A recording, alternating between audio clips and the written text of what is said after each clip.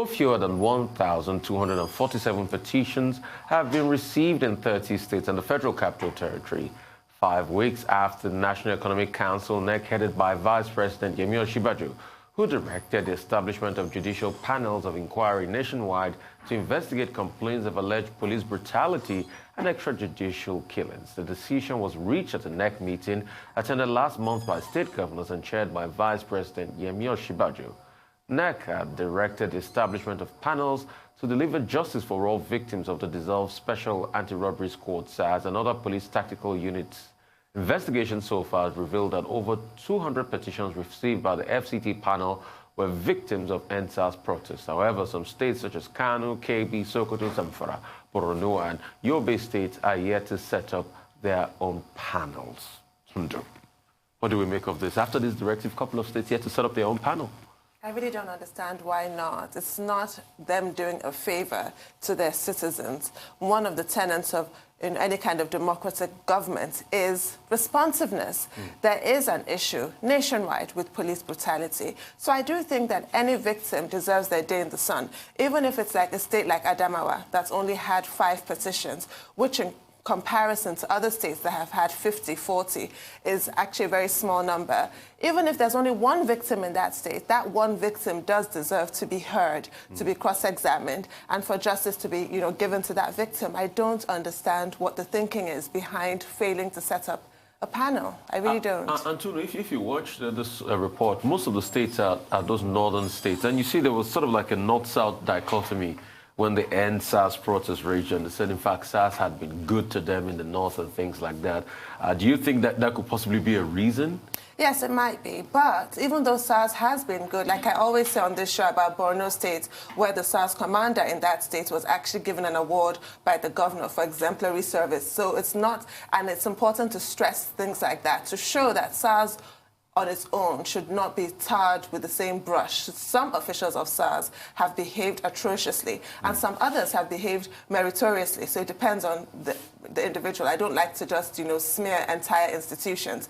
Even though that may be the case, there are isolated pockets, surely, of police brutality, because it cannot be believed. I completely reject the idea that the police are kind, all hearts and flowers in the north, and are different in the south. I don't believe that, which is why we've seen, like I said, Adamawa, only 5 petitions, but those are 5 people that deserve to be heard. And I cannot believe that there's not a single soul in Kano, Kebbi, Sokoto, Yobe, and Borno that does not want to be heard. I cannot believe that. The government should set up the panel and let the people come forward. If nobody comes forward, then that's fine, but they deserve to be heard like everybody else in the country. It's not fair. Speaking of areas where the panel has been set up, Lagos, Abuja, and some other parts, the stories, Tundu, the stories. Horrendous. Your take on the stories?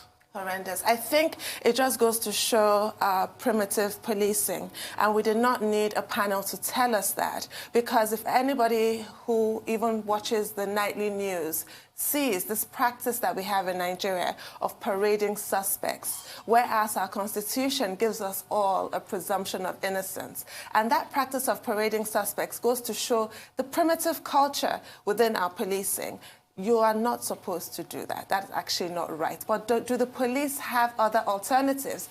Do we have forensics to help them? Do we have criminal databases like we're supposed to have? So what tends to happen is in the events that a crime occurs, if you just happen to be in the wrong place at the wrong time, everybody gets rounded up, and there's usually some kind of attempt to coerce or threaten confession out of people. Where it goes too far is on those occasions when people are actually tortured. That is completely unacceptable. But generally, they lean on suspects quite heavily and make them, afraid or what have you, and make them confess. But they shouldn't actually go ahead and torture people. But this is because we just don't have a lot of the policing equipment that we see in other jurisdictions, unfortunately. And part of the reform should be about, those things you talked about. Number one, forensics, because I was shocked. I was shell-shocked to the rafters that no tape was around the Lekki ground, for instance, when that incident happened. It wasn't marked out as a crime zone. The next day, people could come in there and, do all what they wanted. And I was shocked that in 21st century, even if it's just a small place in other climes, you see it marked around, the forensic experts are dead the next morning to start taking data and things like that. And I didn't see one single forensic expert. Yeah, where are the experts? Where are the labs? That's why I use the word primitive. It's very backward. It's really very backward. What we rely on, what the police rely on here, is eyewitnesses. And failing that, there's nothing they can go on. It's terrible. It's quite shocking. And you don't see that. Another very important point you talked about data. Effective data and cloud computing in the police force. Does the police force even have a complete cloud administration, as it were, where you can go to say, okay, where they can go to say, okay, we've got data of criminal records from 1999 to this time? Are they even digitizing their files? Questions like, why should you even write police statement with a sheet of paper and biro? But look at how our judges write in longhand in our courts. It is primitive. There's no other word for it. It's actually a miracle that the police are as effective as they are in Nigeria. It's a miracle that anybody's ever caught. It's a miracle that anybody's ever successfully prosecuted. It just is, because it's really, they're completely underfunded, completely under-equipped, completely undertrained. And this is what we get. And these are the things, that should be looked into when this reform start with the police force. Apart from just paying them salary, it has to be a complete rejig, into the new era of thinking, into the use of technology, into the use and deployment of intelligence and surveillance and things like that, There are many places you expect to see, sort of like a police drone, for instance, to be able to gather data, surveillance and things like that. I mean, that's the modern police force. That's the kind of police force. I mean, we're not saying we can get to the extent of in Dubai, for instance, when the police officers were driving Ferrari, when they have their patrol, but just to be able to get data in place and things like that. And the truth is, we've got a lot of technology companies in Lagos that they can work with. There's Microsoft, there are other indigenous Nigerian technology companies on data and cloud computing. When are we going to get this? I mean, these are many concerns. We need to get there like yesterday. The police is fighting with one hand tied behind their backs. It's unfortunate. You can imagine, in a technological world. Right, that's all on news headlines. Take a short break now. When we return, we'll have Rosa Sudiri, Michael Wilson, Adesso Moro, Aaron Akerjala to give us updates on Africa, global business and COVID-19 pandemic. Stay with us.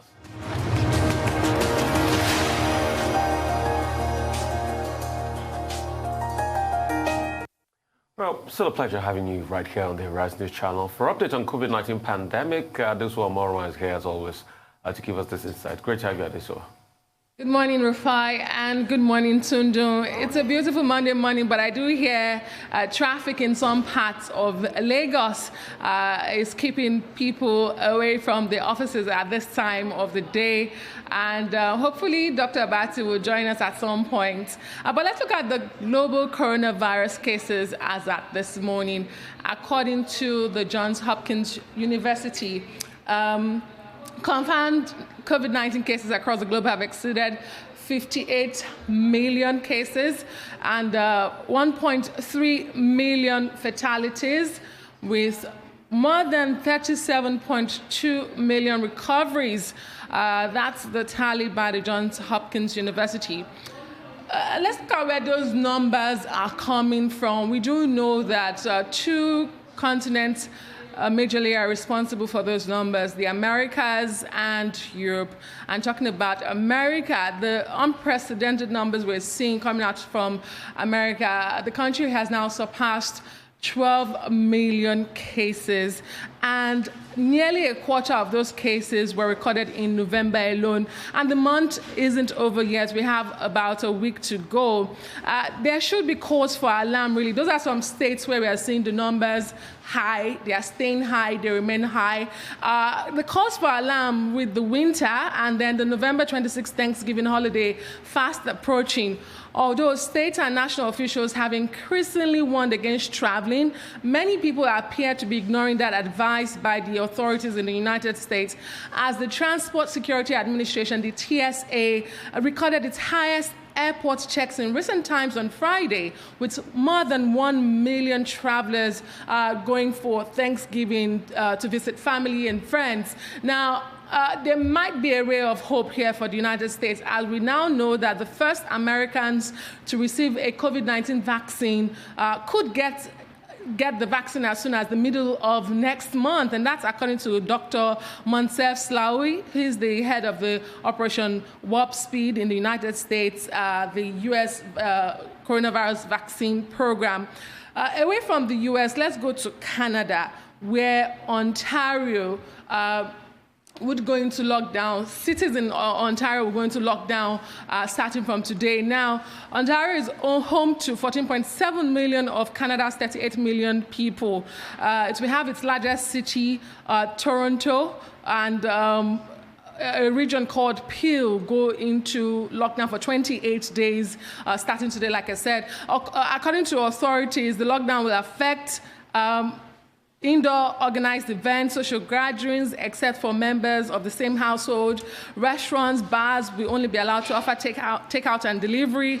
Retail will be open for curbside pickup or delivery, except for big boxes. Gyms, salons will be closed, but unlike in March, schools will remain open. Now, there's a system which places health units in color-coded categories depending on their caseload and transmission levels, ranging from green, yellow, orange, red, and gray. So Toronto and Peel will go into gray today for the next 28 days. Canada was able to flatten the coronavirus curve earlier in the year when those cases were surging. They were able to flatten the curve, so they are hoping to do that with these hardest hit cities of Toronto and Peel. And then finally, leaders of the world's 20 biggest economies seem to understand that the poorer countries cannot be left behind when it comes to a cure for COVID-19. At the just concluded G20 summit, the leaders pledged that they would do all they can to ensure affordable and fair distribution of COVID-19 vaccines, drugs, tests around the world. Chinese President Xi Jinping offered to cooperate on vaccines. He says Beijing will offer help and support to other developing countries and work hard to make vaccines a public good that citizens of all countries can use and can afford. On his part, Russian President Vladimir Putin offered to provide Russia's Sputnik 5 to other countries. German Chancellor, on her part, Angela Merkel, expressed concern that no major vaccine agreement had been struck yet for poorer countries. French President Emmanuel Macron spoke on the need to avoid at all costs a scenario of a two-speed world where only the richer can protect themselves against the virus and restart normal lives. That we know would be very difficult to do. There were no pledges from the US, as President Trump, we know, was out playing golf yesterday. Well, we saw his pre-recorded address to the G20, didn't we? We were talking about the Paris climate change agreement. And it was really quiet. It went down like a lead balloon. People literally turned their backs to the screen when he was speaking. But I want to talk about the whole idea of vaccine nationality. And I'm glad that we're escaping this kind of foolishness of trying to hoard vaccines, because the awful lesson of this year has been that we all sink or swim together. And I'm glad that, you know, these countries, the G20, is taking into consideration the fact that we all need to have access to these vaccines. But in terms of not learning lessons, is this story you gave us, Adesua, about the United States and people insisting on travel, even though they've been advised not to. You read these awful figures every day. Every day you read these figures as it continues to rise in terms of infections, and my heart sinks. Really, by March, we should have been done with this, latest, if everybody had just sat still for a change. But people insist on being so stubborn, which is why you have the British government. They had to allow the British people to have a regular Christmas, or something approaching a regular Christmas, because they know that if they continue to try and insist on that national lockdown, people will simply flout it. And my point is, why are we so stubborn? Why is the human race so stubborn? Why can't you just keep still so we can beat this disease and move on? So for me today, I want to celebrate women. For all the great women in the world, Adesua, Tundu, every other great woman, big round of applause. You know why I'm saying that? A report came out recently to show that countries that were led by women managed COVID better. Countries that were led by women shut down way back in March. And another woman became my hero yesterday, Angela Merkel. out of all the leaders in the G20 meeting, she was the first to ask that if nothing is done for the poorer nations that can't get vaccines, then we'll all be in problem. Yes. And she insisted on it. And any commitments that were made yesterday by likes of Xi Jinping and some other people was because Angela Merkel raised it. And women have showed a great sense of leadership during this virus. Countries led by women fought COVID better. Taiwan, Tia Zing, led by a woman, Jacinda Ardern of New Zealand, and other countries. Nicola Sturgeon and other countries in general. So a big kudos to every great woman out there. And that's why I keep pushing for women leadership. And probably someday soon, we'll have a woman president in Nigeria. Here, here. Thank you very much, Rufai. Thanks so much. All right. And thank you, Tundu. Moving on to business update, Michael Wilson joins us now from London. Great to have you, Michael. Thanks so much, indeed. Good morning. Welcome to the week. Well, it's sentiment driving the markets this morning. Very little news over the weekend. But the kind of positive things you've been talking about and the not so positive things, well, let's just go through them. So what I'm looking at the markets are saying the COVID-19 vaccination is expected to commence, as you just reported, in December in the United States. The UK on a limited scale. Got better news from Oxford University about that particular vaccine. The G20 committing to try to distribute vaccines in some kind of equitable way in poorer nations around the world. In the United States, the US Treasury Secretary Steve Mnuchin said stimulus talks between the parties will continue. The difference between the two sides is huge, of course. But as we say at this time of year, it's the thought that counts, isn't it? The S&P 500, S&P 500, NASDAQ and Dow, all doing slightly better as far as futures are concerned. So that's pushed the Nikkei slightly higher, the Kospi higher in South Korea, China as well, the Shanghai Composite. But the Hang Seng is flat, and what's happened there is that the COVID-19 has once again imposed renewed restrictions and the postponement of the Singapore-Hong Kong travel bubble. If you remember, that was going to be something that would help business people, get together face-to-face, as well as the all-important business of tourism starting between those two countries. Singapore shrugged that off, it has to be said. Australia doing quite well as well, given their resource stocks. But that news from between Singapore and Hong Kong, that travel bubble, gives an important, I think, dose of reality. It highlights the challenges. No matter what we say about vaccines and the rest of it, there are still challenges about the world and reopening borders, and perhaps, let's hope it, in a positive note, spurs more discussion about infection rates versus economics on a sort of cost-benefit analysis and bringing in the human aspect as well. So, with sentiment and very little data, we're talking about the vulnerability of short-term news knocking the markets around. But I suspect that Europe will probably hitch itself to Asia's wagon and have a relatively positive day, but nothing massive. We'll get a bit more news. We're going to get European Union, UK and US PMIs today. They are flash PMIs. In other words, they're just an overall quick view of what's been going on. The detail gets filled in later. But they're not expecting, most important thing I think is Germany, not expecting a big drop off there, 56.5 and 46.3 respectively. Now, those two figures, what do those figures mean? Well, the confidence is kind of somewhere between optimism and pessimism, but it's better than it was. The US has not gone into lockdown in the same way, even though they've had this higher COVID rates that you've just been talking about. The levels of output are not going to be affected by a massive amount. The economy is still going quite strong there. This week here, dominated by the comprehensive spending review, any tax increases and indications of that sort of COVID hit, I think, is going to be postponed until people get a better idea of what's going on. And say what like about it, but that seems to me to be a positive way. What is the point of making decisions about tax increases right now before we have all the figures in? And we're not going to get those figures in until the early part, really, of next year. We'll get more plans about what's going to happen in terms of lockdowns over Christmas and so on. I have to say, I'm not an epidemiologist. I don't think that COVID-19 will take a few days off for Christmas, but if that's going to keep us happy, that's what politicians will do. But make no doubt about it, January is going to be very hard indeed, I think. Just for the prospect of getting together for a few days seems rather crazy to me. But there we are. That's what politicians actually do. So it'll be quite tough. It looks like the Prime Minister will get involved in the last-minute trade talks and Brexit talks and so on. Don't make any judgments about those until right at the last moment, because that's the way that these discussions actually appear to be going.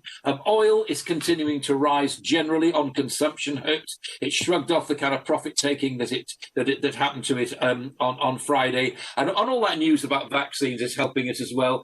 Gold, well, I mean, nobody's really going for gold right now.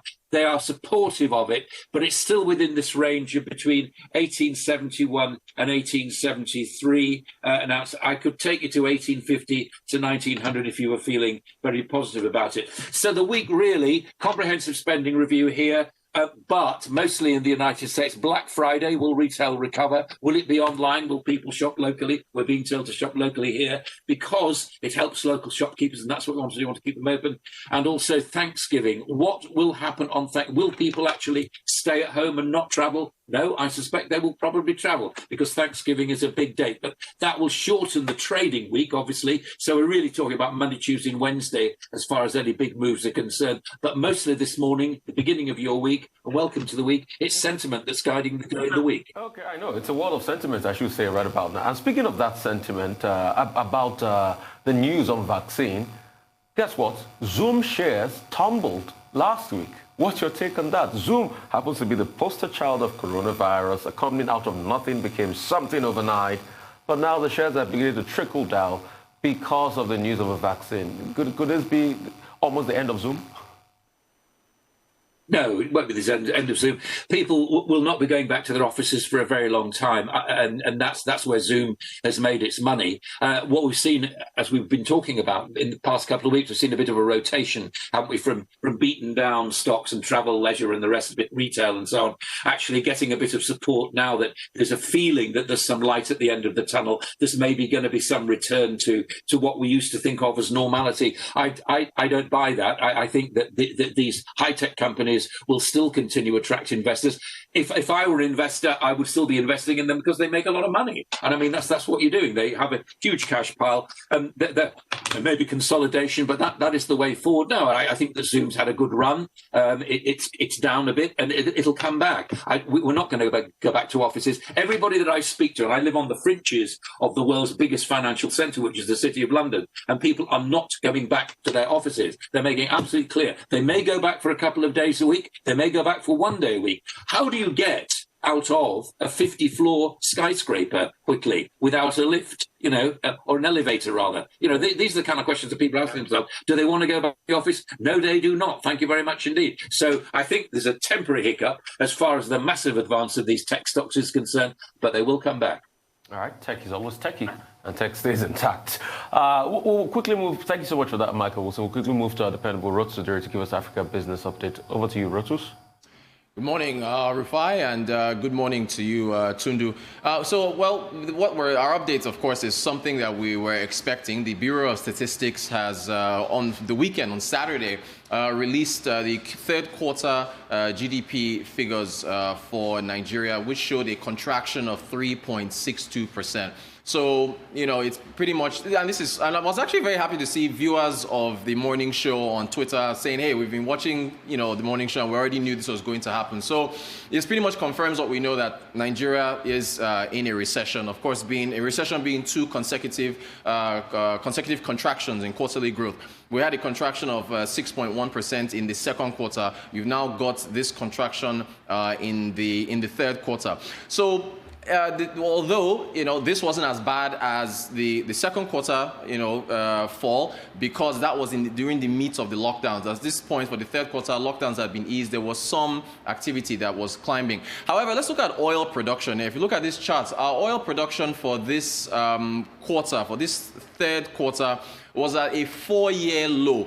And we should have a chart for that. But anyway, it was at 1.61 million barrels per day. Yeah, there it is. So if you look at the red arrow, all the way at the right. That's for Q3, 1.67 million barrels per day. It's the lowest level since the red arrow all the way to the left, which is at the third quarter of 2016. Incidentally, the last time we fell into recession. So oil GDP contracted, the non-oil sector also contracted as well. So for us to get out of this, we're going to have to see oil production climb. Of course, good enough. Michael Wilson just mentioned oil prices are over $40, so rising slightly, but we're going to have to see more production from Nigeria. Well, of course, we're constrained by the OPEC Plus limits on production because they are trying to prop up prices.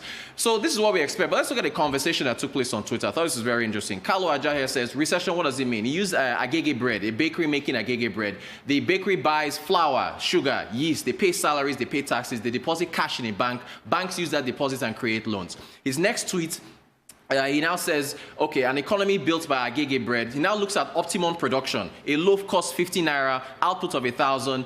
GDP in quotes, their output 50 naira times 1,000, optimal 50,000 naira output. His next tweet then says, okay, so a recession hits, there's crisis, people lose jobs. Instead of buying agege bread once a day, people buy once every 2 days. So the bakery now sells less bread. Instead of 10,000 loaves, they sell 5,000. From a 50,000 naira output, it falls to 25,000 naira. So 50% fall in output for the agege bread bakery. The next tweet, he then looks at further. He says, what happens? Less agege bread output means less flour bought, less sugar bought, less salaries paid, less cash deposited in banks. So the agege industry, it affects other sectors. It now, it's a pass-through effect to other sectors because they're not purchasing as much. Those sectors also cut down on spending. Those sectors also lay off workers. A vicious cycle begins. And then he continues, as banks get less deposits from agege bread, they start posting higher interest rates on the borrowing side, thus throwing the economy into peril. Agege bread output falls for 3 months, is a contraction. For 6 months, it's a recession. A recession is falling in output for 6 months, which is 2 consecutive quarters.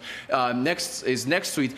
This is important now, solutions. How do you kill a recession? You spend. If I remember the GDP equation, consumption, investment, government spending, exports minus imports. The government can, one, cut taxes so people can start buying more bread, pay agege bread makers so they hire back more workers, and then also start buying sugar and flour, give banks deposits to replace deposits lost from the agege bread makers that aren't deposited as much. Someone now responded to him and said, well, I think it was a tweet from a gentleman named Osakwe. He said, well, but the government is broke. Where does she get the money to spend? This is to kill the recession. And when government proposes to spend, they spend lavishly on things that don't matter. They spend, preferentially. Agege bakers, who are the real movers of the economy, don't get the funds. Politicians will. Another individual responded to that. So he says how to cut government costs, scrap the Senate. I don't know, doubt that happens. Reduce presidential and ministerial fleets, planes and cars, also the Aso Rock budget. Merge duplicate ministries, departments, and agencies. President Buhari did do that to an extent, but people say he should do more of that. And then this is already in the works, privatizing the NNPC and the myriad of subsidiaries in the petroleum industry bill that hopefully is going to get passed soon. Much more. Carlo Ajana responds to this, said, well, in order to get solutions, you scrap federal character, and that cuts the government by half. Also, you can implement the Oronsaye report, which, by the way, the Minister of Finance said by October should have been in, so that will flow into the 2021 budget. Implement the Oronsaye report that cuts costs of government by half. Also, he says scrap FAC. This is very interesting. The Federal Allocation Committee, that the oil shares. He says this makes the federal government dependent on taxes and thus accountable. So I thought it was an interesting discussion that took place there with respect to how to address the issue of recession. Really quickly, South Africa also suffered, just moving to South Africa now, we're looking at the 2 biggest economies and their issues. South Africa suffered a further ratings downgrade from Moody's and Fitch. Fitch downgraded South Africa to a BA2, which is 2 levels below investment grade. Fitch downgraded them to a BB-, which is also 2 levels below investment grade. They cite the coronavirus impact on the government's debt stock. South Africa's debt stock is about 4 trillion rand. That's about $266 billion.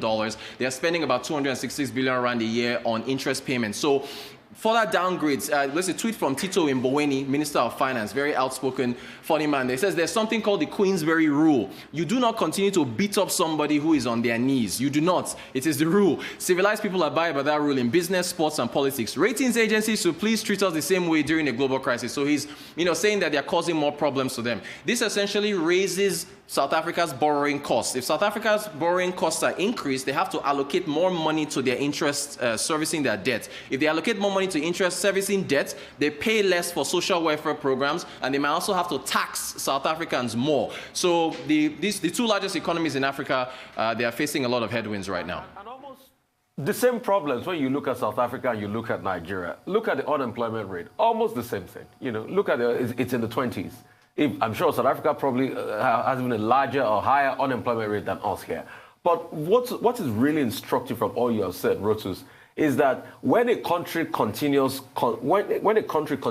conspicuous consumption, definitely that country will cry conspicuous economic tears. And that is what is happening in Nigeria and South Africa now.